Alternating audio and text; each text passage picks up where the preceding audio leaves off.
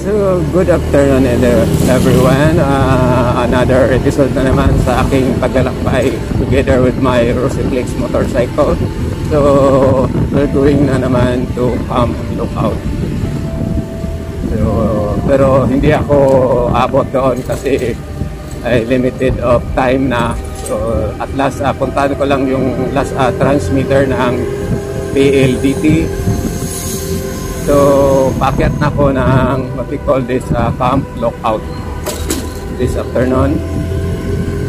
Still then, on board on our Rosiflex.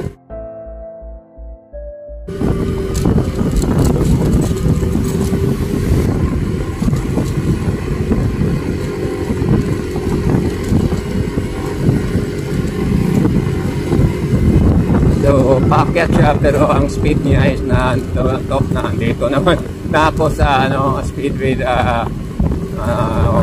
we call this 40 kilometers per hour. Dito masusubukan kasi yung akyatan dito is high ba, hindi biglaan, so makikita kung gaano ka. Puro na ito paakyat papuntang bundok, pero at least point is hindi wala ka makikita ng bundok kasi nandito na ako sa bundok eh.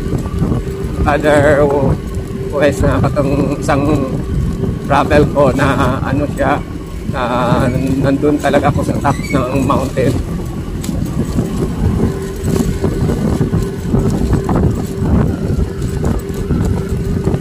So dito malamig na ang klima.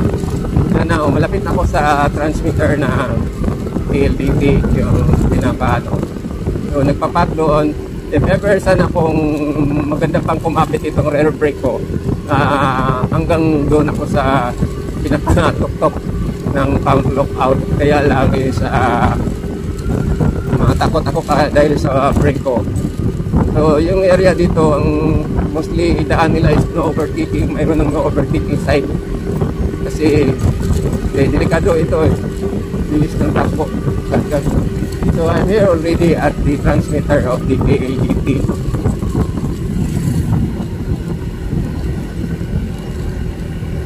Yan. So akyat tayo para makita. So hanggang dito lang ako, tapos babalik na ako sa baba. Kasi limitado yung fuel ko. Yung gasolina. Maubusan yata. So, ilang meters itong transmitter ng PLDT. So, dito yung transmitter ng PLDT. Yan, area yan po.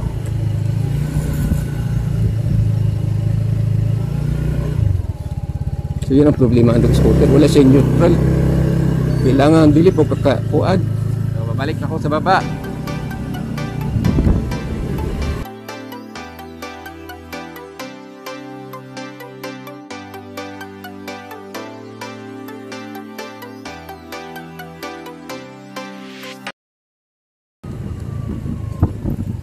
Sa lugaran eh. Mali yung pinaglikuan ko. Itong hindi na tayo, matagal na tayong hindi na pasyal-pasyal sa kabukiran o sa kabundukan na kasiklit nating bayan. Isa na tayo, magka mali-mali. Mostly mga dito, pasaheroan, mga motorsiklo yung sinusundan ko dati sa habal-habal in Valencia.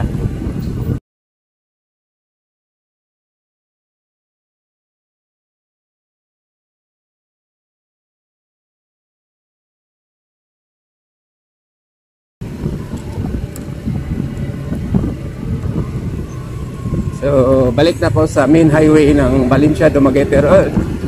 Pauwi na sa aming bahay. So, hindi ko lang i-off itong camera ko. Pero if ever anong resulta sa viewing, pwede ko naman i-cut na lang para hindi masyadong maiksi. Mahaba itong video ko.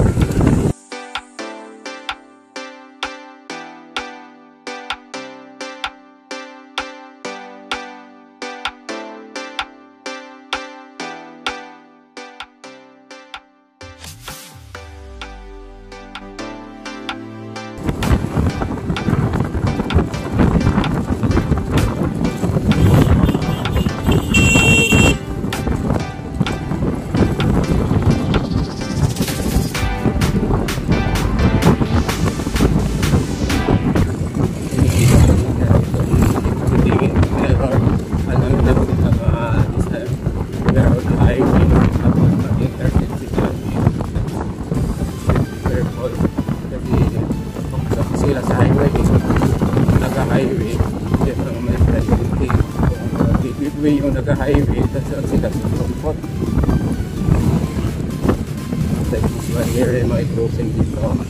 So, kailangan hindi ka basta-basta diretso-diretso, tingin left and right kasi walang traffic light.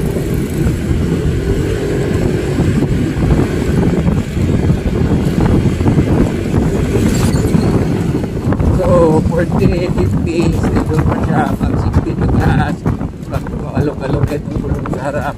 So, okay lang kung maganda yung sada, smooth na smooth. Mabilis siya tumakbo, pero ang problema yung sa car.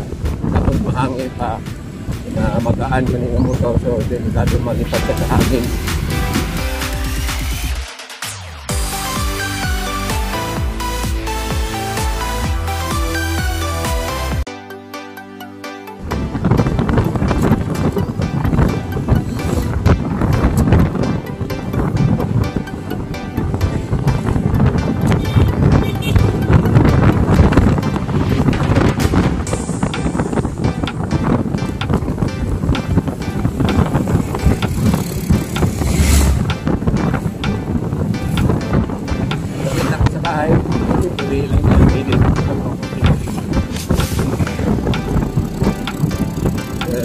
Mahilig yun ng mahilig tayo sa motorsiklo.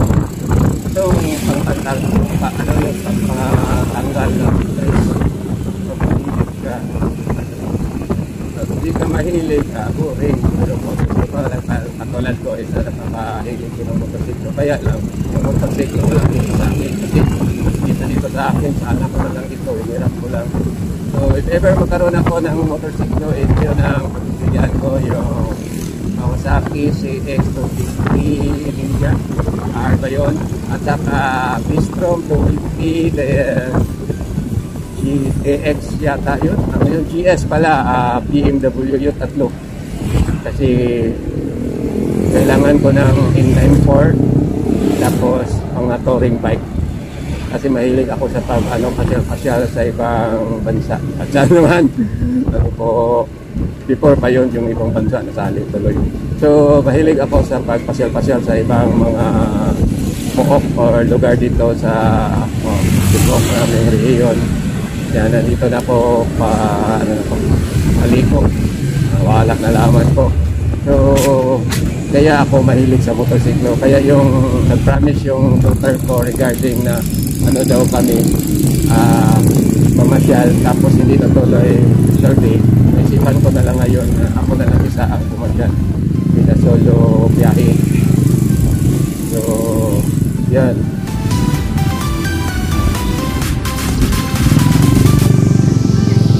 Dito na po sa lugar namin.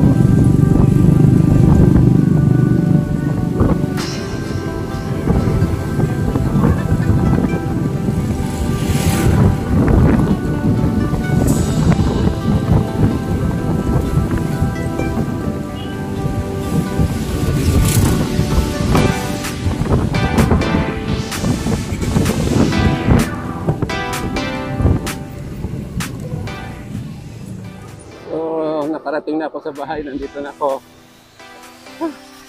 Nakakapagod.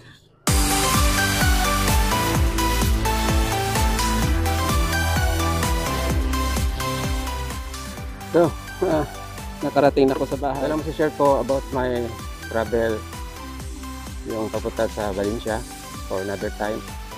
And the route is very good and the performance is nice. So, again, maraming salamat sa panonood. God bless you all. Have a nice morning or morning naman, hapon naman. Has a nice afternoon ahead of you. Bye-bye.